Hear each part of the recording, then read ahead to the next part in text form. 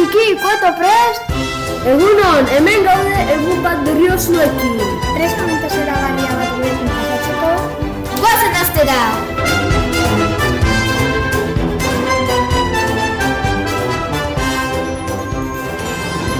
Koloretako amets.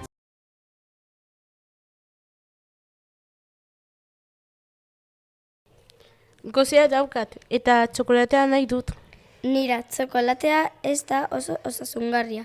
Eta banana bat jaten baduzu. Nahiago dut txokolatea. Ideia bat daukat, egin alduzu banana eta txokolatezko brownia. Ideia ona, baina nola egiten da? Ez dakit, horretarako Malen, Eider, Alexis, Bastian, Arabia eta Nicole etorri dira guri azaltzera.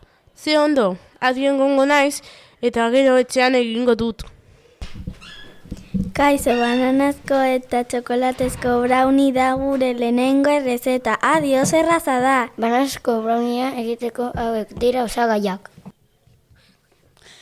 Banana handi bat edo bitxiki, arrauts bat, kakao hautsa bi koilara, legamia koilara, erdia, olo maluta koilara bat, txokolatezko pipiak. Eta hauek dira behar diren materialak. Ontzi bat, kristalesko erretilu txikia, eskuko irabagailua, koilarra txikia, sardezka bat eta labana bat. Prestakuntza. Lehengo banana zurituko dugu eta zatitxekiak egin. Bigarrenez, ontzi batean banana zatiak bota eta sardezkarekin ondo zapaldu. Ondoren, arrautsak raskatu eta gehitu platanoari. Eta dena nahortu irabagailuarekin. Gero bi koilaraka, kakao bota eta olo koilaraka bat gehitu. Ondo nahaztu zatitxoak desegin arte. Jarraian legamiak koilaraka da eradia bota eta ondo nahaztu.